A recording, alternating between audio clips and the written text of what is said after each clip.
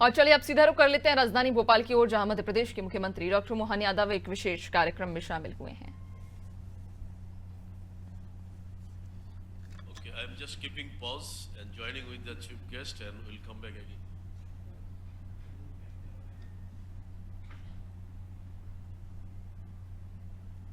I request our dignitaries to please light the ceremonial lamp.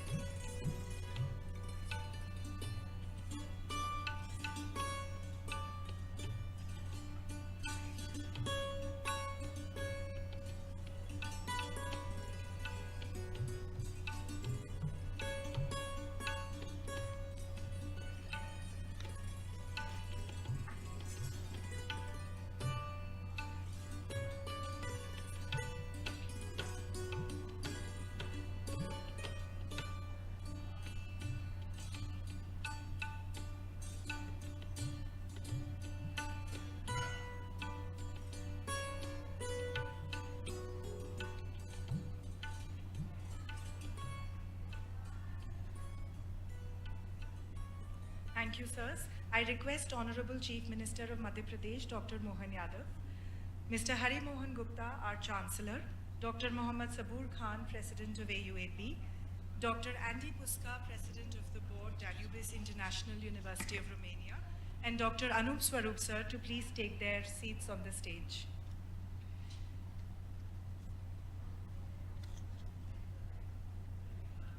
Thank you very much, sirs. I would now like to invite Mr. Hari Mohan Gupta, first Vice President of AUAP and Chancellor, Jagran Lake City University, to please deliver the welcome speech.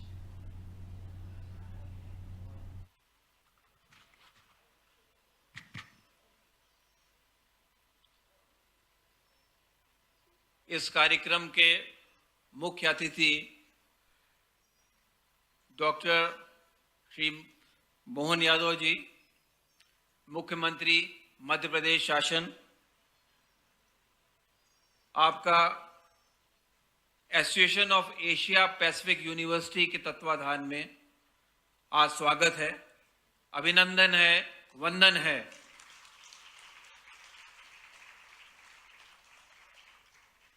Madhya Pradesh में association of Asia Pacific universities का ये पहला कार्यक्रम पूरे न कि मध्य प्रदेश में बल्कि हिंदुस्तान में पहली बार हो रहा है। जागरण लेक सिटी यूनिवर्सिटी इस एसोसिएशन को लेकर के मध्य प्रदेश में आई है और ये हमारा गौरव है कि यह एसोसिएशन जिसके लगभग 200 से अधिक सदस्य हैं और 35 देशों में इसका विस्तार है, वह एसोसिएशन ने अपने पद चिन्ह मध्य प्रदेश में उसकी राजधानी भोपाल में आज चिन्हित किए हैं। आपके यहां आने से सारे एसोसिएशन का मान बढ़ा है और हम ये चाहेंगे कि आप हमें इस तरह का एक प्लेटफॉर्म दें जिससे उच्च शिक्षा के लिए हम और अधिक कार्य कर सकें, उसको आगे बढ़ा सकें और मध्य प्रदेश में अनेकों विदेश के विश्वविद्यालयों की यहाँ पर स्थापना हो सके। अगर आप ऐसे कोई प्लेटफॉर्म की हमारे लिए पहल करते हैं तो आप निश्चिंत, हमारा ये आपसे वादा है कि हम विश्व के अच्छे विश्वविद्यालयों को मध्य प्रदेश में लेकर के आएंगे। आपके आशीर्वाद में मध्य प्रदेश का विकास होगा और आगे बढ़ेगा। हम एक बार फिर ये कहना चाहेंगे कि जागरण लेक सिटी यूनिवर्सिटी की ओर से, जागरण सोशल वेलफेयर सोसाइटी की ओर से और association of Asia and Pacific universities की ओर से आपका स्वागत है, वंदन है, अभिनंदन है।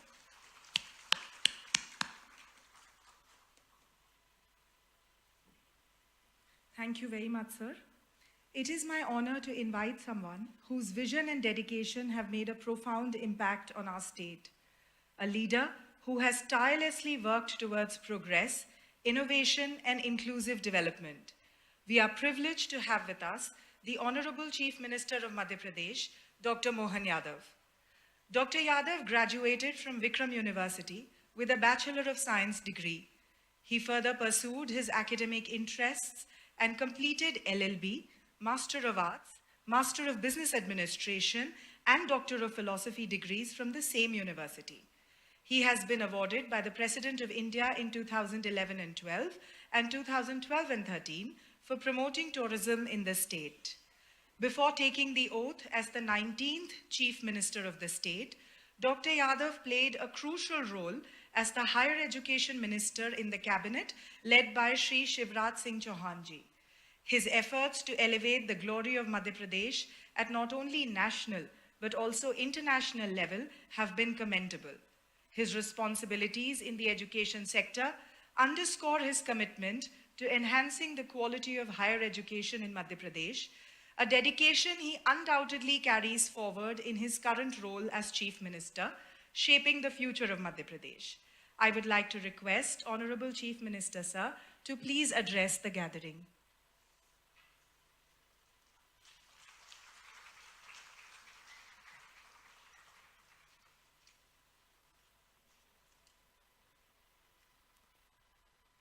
Association of university of Asia and Pacific के आज 17वें सम्मेलन में मंच पर विराजमान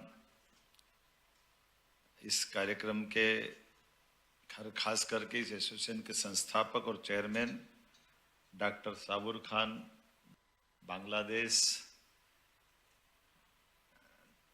में मंच पर अभी जिनने हमारा अपना विषय रखा, हमारे जागरण लेक सिटी के चांसलर श्रीमान हरिमोहन गुप्ता जी,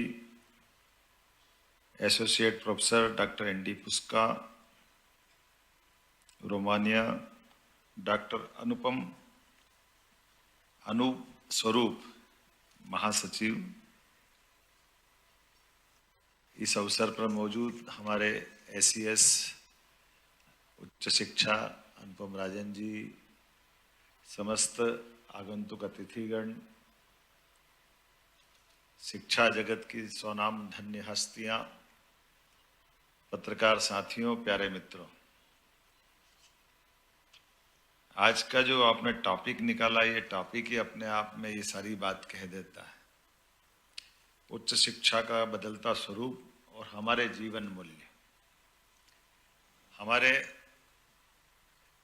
कई सारे घटनाक्रम इतने सी बात में दिखाई भी देते हैं और एहसास भी होता है, और ये भी समसामयिक होगा आज के दौर में ये बात करना। अतीत की काल की कई घटनाएं हमको असामान्य लगेगी, उन बात को अगर दोहराएंगे तो ऐसा लगेगा कि ये उस युग की बात है, आज के युग से कैसे इसका तादाद में मिलाएं।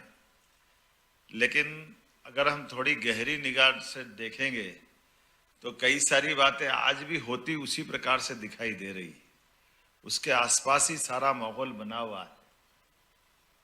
हम सब अतीत के काल में भारत के गौरवशाली पक्ष की तरफ जाएंगे, हिस्ट्री अगर पकड़ेंगे तो ध्यान में आएगा कि हमारे अपने अतीत में हिंदुस्तान के परिप्रेक्ष्य में बात करूँगा तो मैं बांग्लादेश को भी अपने ही करीब पाता हूँ। इस विचार के आसपास जिस विचार से हम बात कर रहे हैं, कुछ विशेष बात है शिक्षा की व्यवस्था के साथ जोड़ करके बात करने के लिए कि यहाँ के लोग इस हिंदुस्तान की अतीत की कोई भी एक घटना ऐसी नहीं मिलेगी जब यहाँ का शिक्षा पाया हुआ कोई भी शासन करता, राजा महाराजा कुलाध्यक्ष, किसी ने किसी देश पे कोई आक्रमण किया। लेकिन ये बात भी सही कि 1000 साल से 2000 साल तक, 2000 से लेके और कई साल तक यहाँ आकर के दुनिया के लोगों ने शिक्षा ग्रहण की, इसके उदाहरण मिलेंगे। इसके उदाहरण तक्षशिला, नालंदा, ऐसे कई और विश्वविद्यालयों में मिलेंगे। तो मैं समझता हूँ कि ये इससे कोरिलेटेड हो रहा है, जो मैंने बात शुरू की थी कि जो अगर हम जीवन मूल्यों की बात करते हैं, अगर हम मेरिट की बात करते हैं, तो दोनों से तालमेल मिलाने में सबसे अच्छी कोई जगह है वो हिंदुस्तान है, इसकी गारंटी दे सकता हूं। इस नाते से आप सबका स्वागत करता हूं, अभिनंदन करता हूं। हमारे विचार के लिए सर्वाधिक अनुकूल अगर कोई स्थान 200 से ज्यादा देशों में है तो वो हिंदुस्तान से मैं बात जोड़ के कर रहा हूं। लेकिन ये बात भी सही है कि अपने हिंदुस्तान के अंदर भी ऐसे कई उदाहरण मिलेंगे जब योग्यता की तो कोई कमी नहीं थी। रावण में योग्यता की अगर बात करें तो योग्यता में कंस भी कम नहीं पड़ता था, और योग्यता की बात करें तो ऐसे कई शासक देखे गए हैं।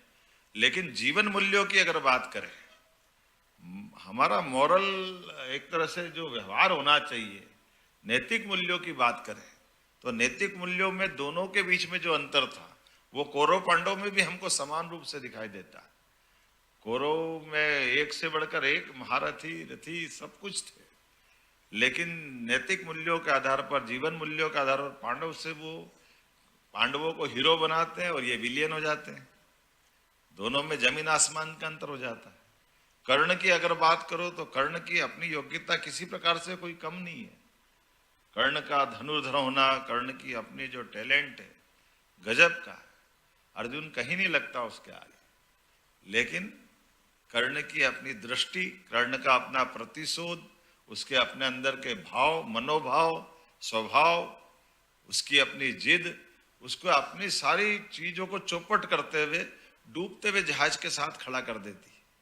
भगवान कृष्ण ने तो आखिरी समय में भी कोशिश की थी उस रहस्य को उद्घाटित करते हुए, जिसके आधार पर वो एक तरह से बहुत असामान्य बात हुई।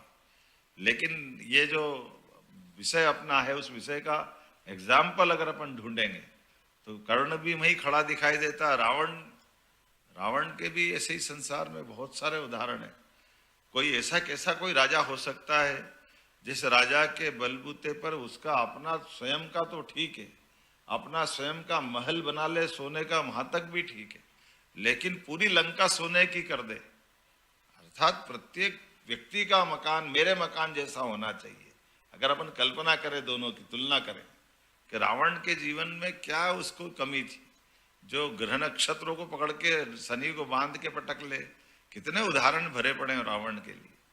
लेकिन जिस बात की कमी थी वो हम सबके सामने है, जिसके लिए इस तीनों लोक में त्राहिमाम मचता हो, वो वनखंडी भगवान श्री राम जमीन पे खड़े होकर के नैतिक मूल्यों के बलबूते पर जंगल के जानवरों के साथ, वनवासी आदिवासियों के साथ वो पराक्रम रचते। वो पराक्रम दोनों के बीच से अगर हटा के देखें तो केवल वो मेरिट का और हमारी अपनी उच्च नैतिक मूल्यों की यही लड़ाई थी। इस लड़ाई ने सबका सार दिया। और अभी भी हम देख रहे हैं, अपन रूस यूक्रेन युद्ध देख लो, आज के परिदृश्य में देखें, इजराइल का अपना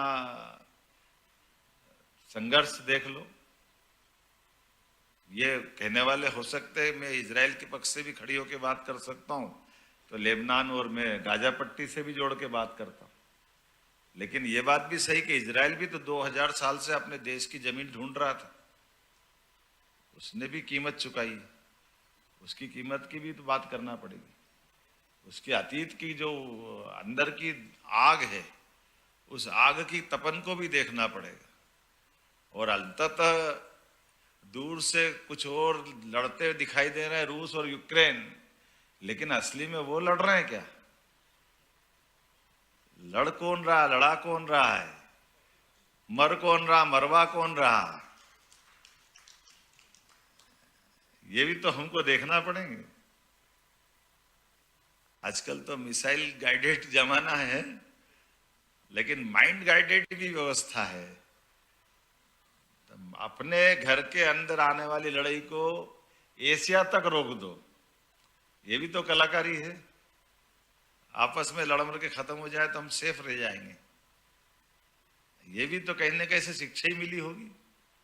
लेकिन इन शिक्षा से बाकी चीजों के साथ फिर हमारे आदर्शों की बात आएगी, जीवन मूल्यों की बात आएगी। तो जीवन मूल्यों के बीच में आप ध्यान दोगे तो आपको ध्यान दिखाई देगा। शांति की बात करते कौन दिखाई दे रहा है? जो बाइडेन से भी गले मिल रहा है और पुतिन से भी गले मिल रहा है, वो तो केवल भारत ही मिल रहा, नरेंद्र मोदी जी मिल रहे हैं, इसके अलावा कोई मिल रहा है क्या? दोनों के बीच समानता के आधार पर, हमारे अपने आदर्शों के बलबूते पर आज के इस युग में कहाँ की शिक्षा मिली मुझे मालूम नहीं, लेकिन शिक्षा की बात करें तो एक थोड़ा सा एक उदाहरण और ध्यान में आएगा। हो सकता है वो थोड़ा पॉलिटिकली हो, लेकिन मैं उसको पॉलिटिकल एंगल से नहीं कह रहा हूं, समझने के एंगल से कह रहा हूं। और समझने के एंगल से मैं नहीं समझ सकता हूं कि उसको करना चाहिए कि नहीं करना चाहिए, लेकिन मेरे मन में आ रहा है इसलिए मैं रखने का प्रयास कर रहा हूं।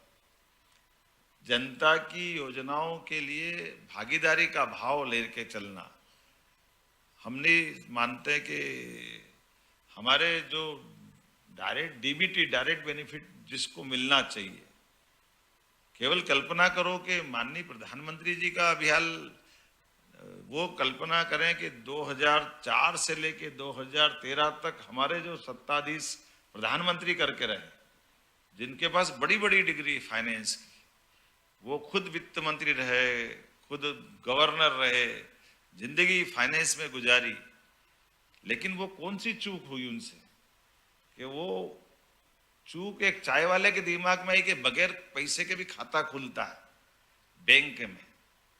बैंक में खाता खुलेगा और जिसका बेनिफिट उसके सीधे खाते में दे दे। ये कहीं शिक्षा व्यवस्था की चूक है, व्यवस्था की चूक है, मन के भाव की चूक है, मुझे लगता कि अंदर की आग की चूक है कि जिसका हक उसको तक जाना चाहिए। तो शिक्षा की जड़ों की गहराई उसी प्रकार से जुड़ती है जिसके आधार पर हमारे लिए अतीत में एक उदाहरण मिलता है चाणक्य और चंद्रगुप्त का। चाणक्य चंद्रगुप्त के महामंत्री, चंद्रगुप्त शासक है, लेकिन ऐसा कोई विद्वान जो शासन की व्यवस्था के अलावा बात करने उनसे मिलने जाता है, और जैसे मिलने जाता तो रात के समय हमारी पद्धति वैसी थी, जब दीप जला करके कोई बात कर रहा है तो मिलकर आए, उनने कहा मेरे को आपसे मिलना है, आइए आपका स्वागत है, क्या बात करना है? मेरे को आपसे थोड़ी दूसरी बात करना है, शासन की कोई बात नहीं करना। उन्होंने कहा कोई बात नहीं करना। तो जो जल रहा दीपक उसको बुझा देता है, दूसरा दीपक जलाता है। वो सज्जन देखते हैं गौर से कि क्या हुआ, ये दूसरा दीपक जला रहा, पहला क्यों बुझा दिया? तो उन्होंने कहा वो पहले शासन का जल रहा था, मैं शासन का पैसा फालतू की दूसरी व्यवस्था के लिए नहीं दे सकता हूं, ये मेरे देश की नैतिक मूल्यों के आधार पर है। आप निजी बात करना चाह रहे हो तो ये मेरे निजी तेल से जलने वाला दीपक है। ये जो अंदर की आग है, ये हमारे लिए अपने देश की उस गहराई की तरफ बताने के लिए पर्याप्त है। मध्य प्रदेश की धरती पर मेरे इस एसोसिएशन के बैनर तले मैं हमारे लेक सिटी के खासकर यूनिवर्सिटी जागरण के हरिमोहन गुप्ता जी को धन्यवाद दूंगा, जिनके कारण से आप यहाँ ये एक बड़ा आयोजन कर रहे हैं। मैं आपका अभिनंदन करता हूँ, धन्यवाद भी देता हूँ। और बांग्लादेश से तो हमारा वैसे ही संबंध अलग ही प्रकार का, हमारी गंगा बिना बांग्लादेश के वो जाती नहीं गंगा सागर तक, आपके माध्यम से ही जाती है। हमारे लिए वहाँ हुगली क्या कहते हैं, हमें मुझे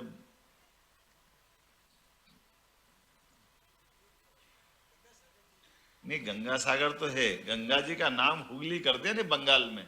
आपके यहाँ क्या बोलते हैं चांसलर साहब? हैं?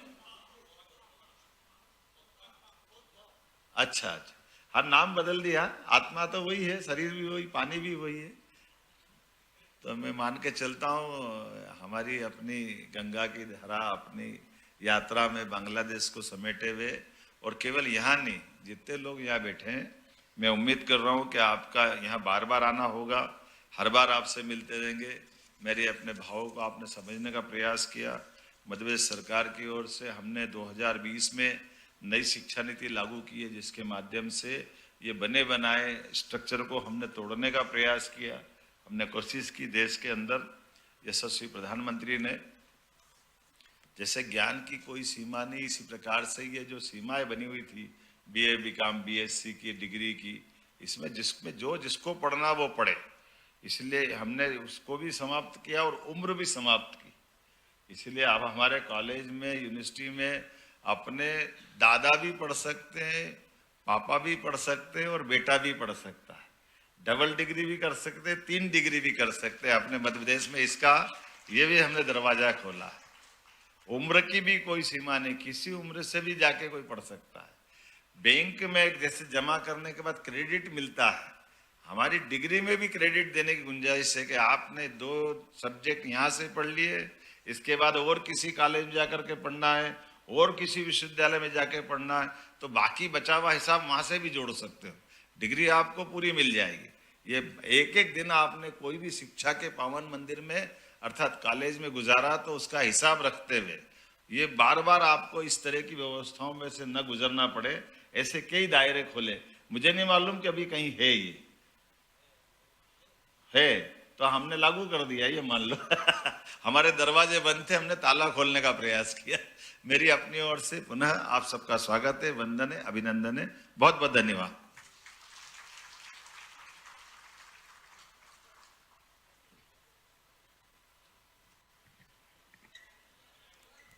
Thank you very much, sir, for your insightful and inspiring words. To express our heartfelt appreciation to Honorable Chief Minister, sir, for gracing us with his presence, I would like to request Shri Hari Mohan Gupta, sir, to please present a memento to him.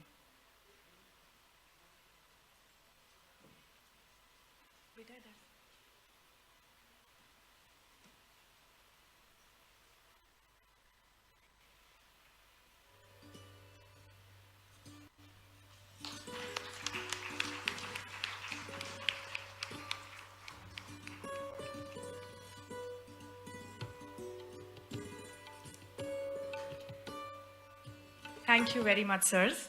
I would now like to invite Dr. Anup Swarup, Secretary General AUAP, to please deliver the vote of thanks.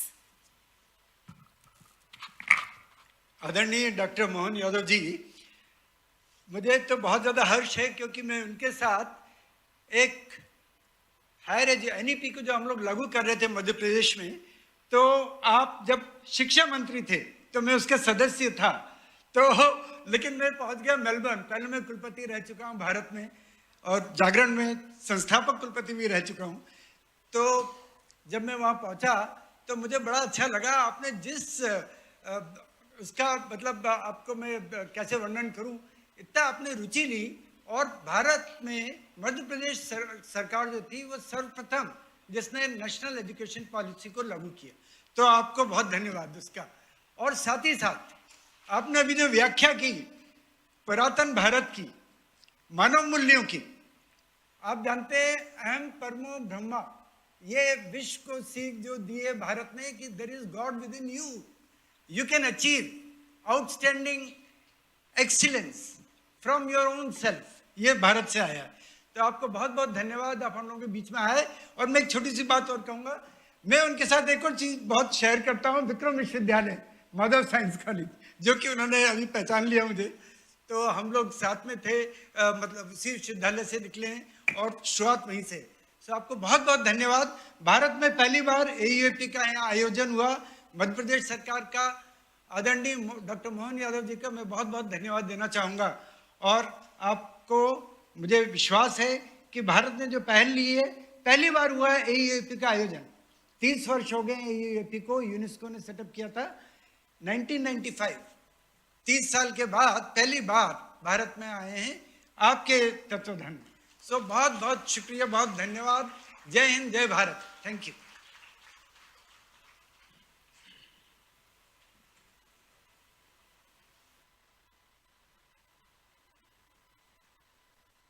Thank you, sirs. Before we move ahead with our sessions, I would like to invite all of you to please proceed for a short coffee break.